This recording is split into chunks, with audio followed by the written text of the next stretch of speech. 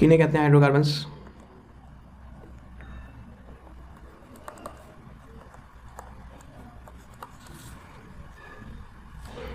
एक दिन पहले भी बात हुई थी, एक दिन क्या 2 बार हुई थी। एक बार तो फर्स्ट चैप्टर में हुई थी, जब हमने फर्स्ट लेसन पढ़ा था 11th क्लास, और एक बार पिछले चैप्टर में हुई थी कि जब मैंने आपसे ऐसे करके पूछा था कि बताओ इथेनॉल हाइड्रोकार्बन है या नहीं। जल्दी बोल दो। तो जवाब था नहीं, हाइड्रोकार्बन नहीं है, या हाइड्रोकार्बन डेरिवेटिव है। हाइड्रोकार्बन तो वो होते हैं जिनमें सिर्फ C और H होता है। इसमें तो वो भी आ गया किस्सा। हाइड्रोकार्बन की डेफिनेशन क्या थी?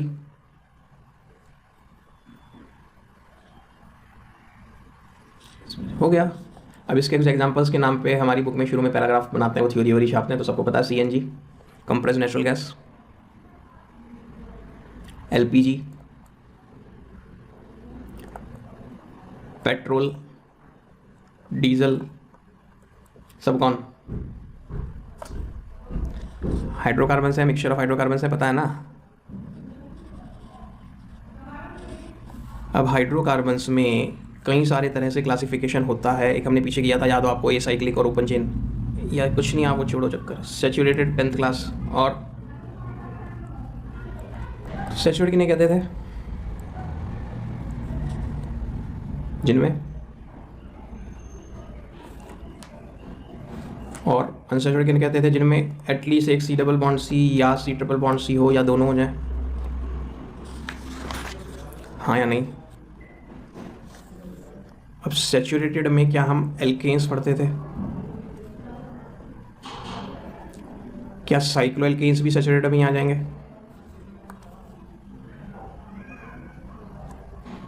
भाई साइक्लो एल्केन तो पढ़ लिया अब आपने, साइक्लोप्रोपेन, साइक्लोब्यूटेन, तो इनमें भी तो सिर्फ कार्बन कार्बन सिंगल बॉन्ड है।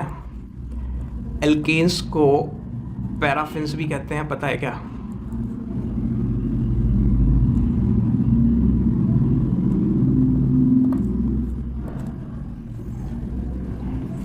तो एक वर्ड है पैरम प्लस एफिन्स। पैरम का मतलब है लेस और एफिन्स का मतलब है एफिनिटी। जिनकी लेस एफिनिटी हो, यानी किसी से बातचीत ना होती हो, यानी लेस रिएक्टिव हो, कौन?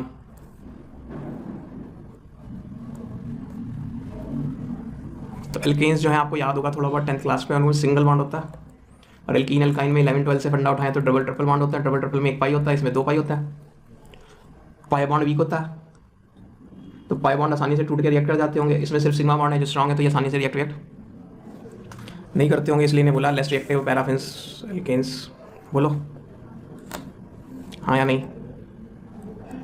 भाई इसलिए तो पैरा में लेस एफिन से बोला होगा। अब एल्केन्स का जनरल फार्मूला आपको सबको पता क्या है?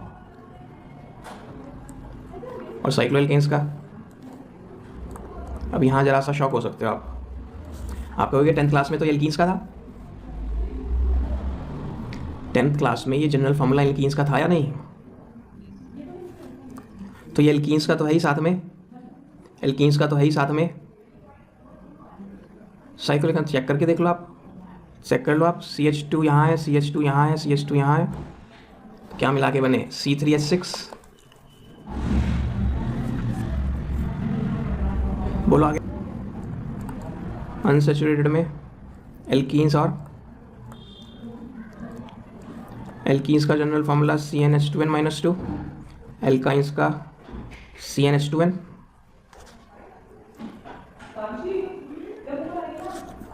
ठीक है। एल्कीन्स को ओलिफिन्स भी कहते हैं, क्या सुना हो? बताओ। ऑयल फॉर्मिंग, ऑयल ये जो होती है चीज़ें, वो ज़्यादातर एल्कीन्स कैटेगरी, यानी उनमें कहीं ना कहीं C डबल बॉन्ड C होता है जनरली। ठीक है। अब इनकी IUPAC सबकी हम बहुत बढ़िया से कर चुके हैं, एल्केन एल्कीन एल्काइन के पीछे या नहीं? एल्केन में सब सिंगल बॉन्डेड कार्बन सिर्फ sp3 हाइब्रिडाइज होते हैं, डबल बॉन्डेड कार्बन sp2 होता है, ट्रिपल बॉन्डेड कार्बन sp होता है। तो हम बात शुरू कर रहे हैं एल्केन्स से, और एल्केन्स में सबसे पहले क्या पढ़ाता है वो? General methods of preparation. Organic chemistry के किसी भी चैप्टर में पहले तो थोड़ी बहुत बेसिक्स सुना देते हैं, उसके कुछ कमर्शियल इंपॉर्टेंट कंपाउंड्स के नाम सुना देते हैं जो भी चैप्टर पढ़ा रहे हो। फिर उसमें जनरल मेथड्स ऑफ प्रिपरेशन होता है, फिर फिजिकल प्रॉपर्टीज़ होती हैं, फिर केमिकल प्रॉपर्टीज़ होती हैं, और फिर यूजेस। बस ये चैप्टर होता है हर एक। General method of preparation, physical properties, chemical properties, uses, chapter खत्म। 11 12 BSc MSc जब तक भी जो भी चैप्टर पढ़ोगे ऑर्गेनिक केमिस्ट्री का, उस चैप्टर में यही होगा। तो जनरल मेथड्स ऑफ प्रिपरेशन में पहला मेथड जो पढ़ाता है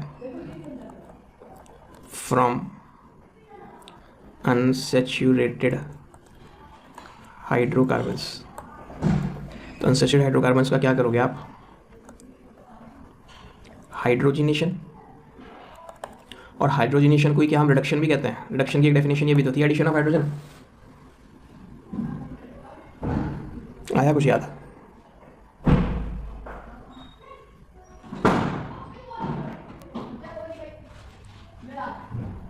चलें, तो ये रिएक्शन आपने 10th क्लास में पढ़ी हुई है। ये कौन? इथीन। ये कौन?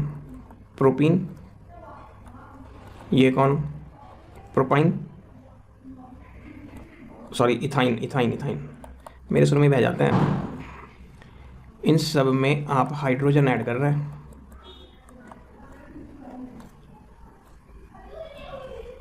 कुछ याद आया? क्या याद आया? किसी के याद आया तो कुछ थोड़ा बहुत?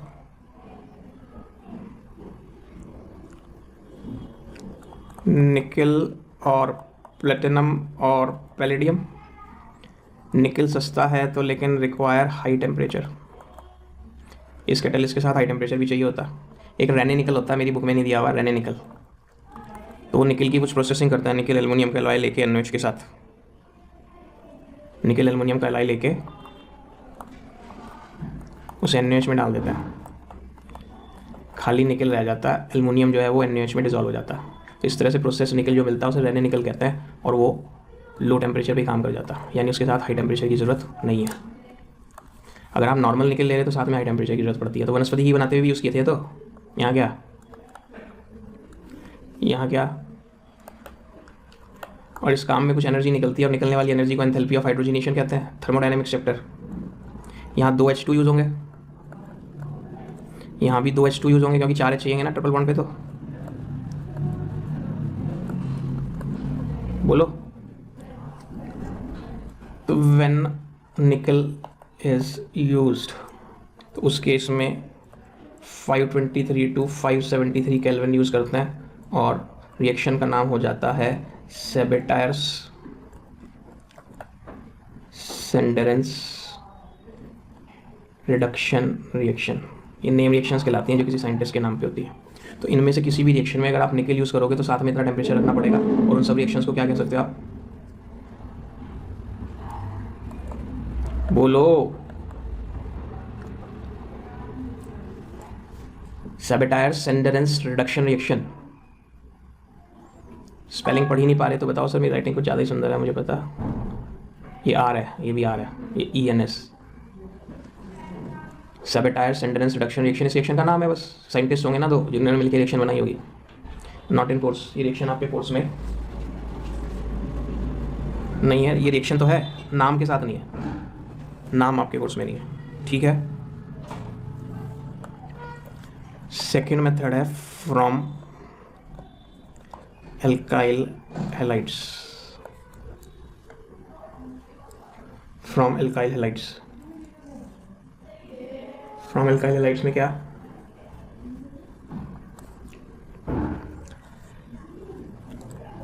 पहला मेथड, इसमें भी रिडक्शन ही है। और रिडक्शन क्या, क्यों, कैसे? तो क्या मैं इन जनरल बोलूं RX को एल्काइल हैलाइड कहते हैं? जल्दी बताओ भाई। R की जगह आप दुनिया का कोई भी एल्काइल ग्रुप रख लो, और X की जगह कोई हेलोजन रख लो, और फिर उसको आप रिड्यूस कराओ, ट्रीट कराओ ZnHCl से। इसे यूजुअली केमिस्ट्री वाले ऐसे लिख देते हैं ZnHCl। इसका मतलब ये नहीं होता ये है, दोनों ही लेने हैं। तो ये बचपन से सुना था आपने, ZnHCl के साथ गले मिलकर ZnCl2 बनाते होंगे, और ZnCl2 बना के H2 निकलती थी। तो H2 बनने से पहले तो 2 H बने होंगे, फिर वो H आपस में गले मिलके तो H2 बनते होंगे। तो जब स्क्वायर ब्रैकेट में H रखते हैं, थोड़ी बहुत 10th 11th याद हो तो 10th याद हो, तो इन्हें नेसेंट हाइड्रोजन कहते हैं।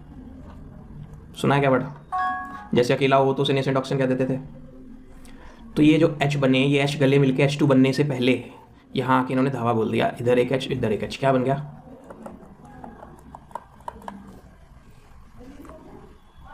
बोलो, रिडक्शन नहीं हो गया? Introduction of hydrogen in a molecule, तो ये क्या एल्केन नहीं है? एल्काइल ग्रुप पे अगर एच लग जाए तो एल्केन होते हैं या नहीं?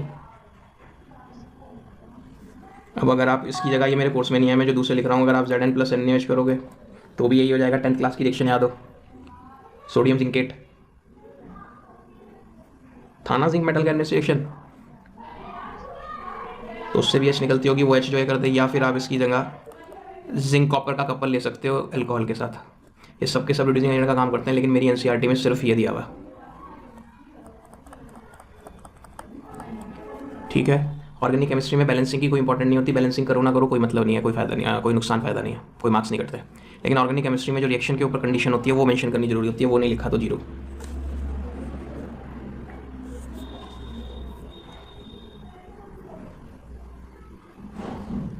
अब इसी में दूसरा है फ्रॉम एल्काइल हैलाइड से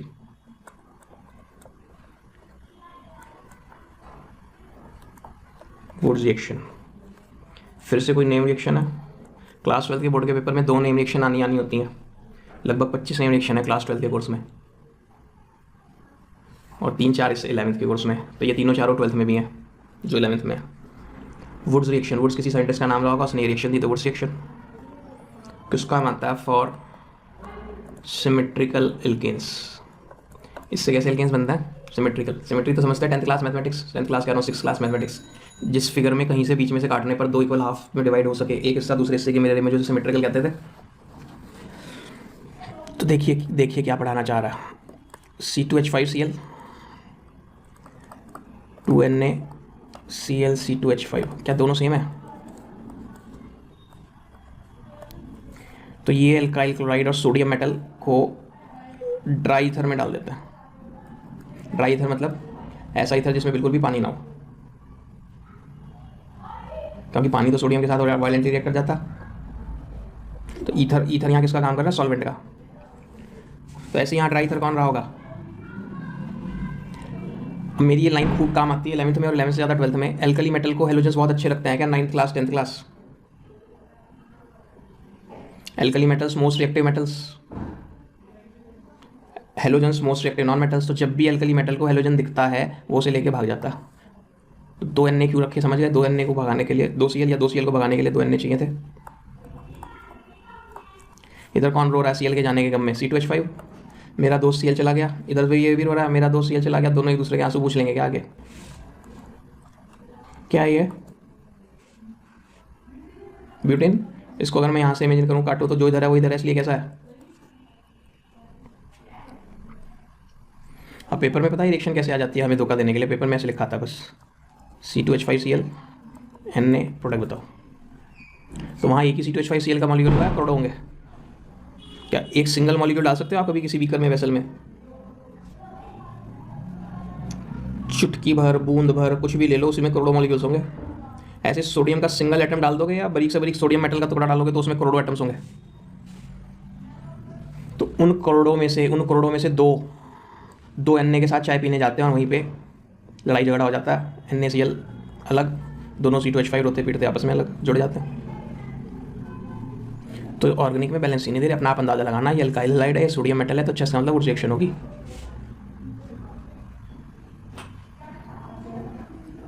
अब इसके लिए एक बहुत बढ़िया ट्रिक क्या सीखो, आइसोप्रोपाइल क्लोराइड की फोटो बना सकते हो अपनी कॉपी पे। आइसोप्रोपाइल क्लोराइड,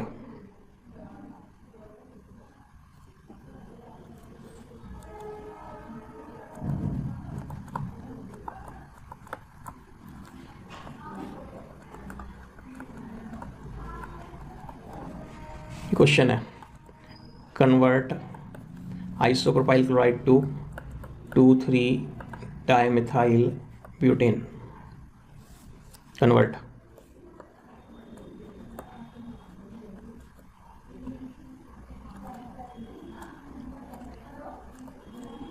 एक मिनट बस, इसमें कितने कार्बन है? इसमें कितने हैं?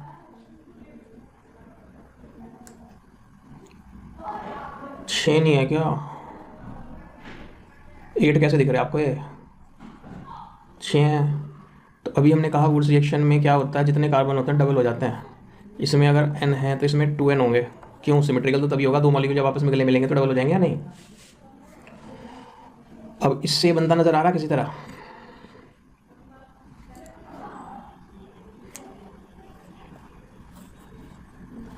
देखो आपके बहुत जल्दी समझ में आ गया, पता नहीं आप हवा में चीर मार रहे हैं, बाकी समझ आ गया।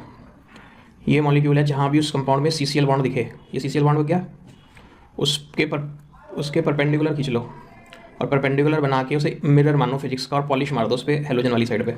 मैंने हेलोजन वाली साइड पे पॉलिश मार दिया।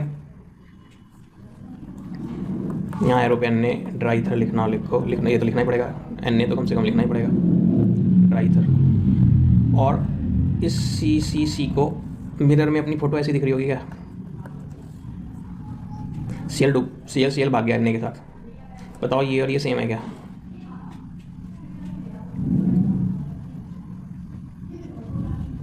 सेम तो है, नंबरिंग ऐसी तो करोगे 1 2 3 4 1 2 ब्यूटेन 2 3 डाइमिथाइल ब्यूटेन। तो अगर पेपर में आया convert isopropyl chloride to 2 3 dimethyl butane, तो आपने ये आंसर लिख के आना बस, वहाँ ये मिरर विनर मत बनाया ना, और यहाँ सब जगह एच लगाने हैं। यही तो कह रहा हूँ, मिरर विनर कुछ नहीं बनाने, तो रफ पेज में बना लो, मुश्किल से मुश्किल वाला भी संडे से हो जाएगा। मान लीजिए आप बोलो मैं तो ये वाली आइसोप्रोपाइल क्लोराइड की ये फोटो बना बैठा था, सब वो बंदा क्या करेगा? CCl बॉन्ड पे परपेंडिकुलर खींचेगा, फिर इधर पॉलिश मारेगा, तो उसे क्या दिखाई देगा? इमेज के नाम पे ये या नहीं? देखो ये भी है या नहीं? यही है, ये भी ट्रिक समझ आ गई? तो अब आपने घर से ये करके आना है कि अगर ये आ जाए तो क्या प्रोडक्ट होगा।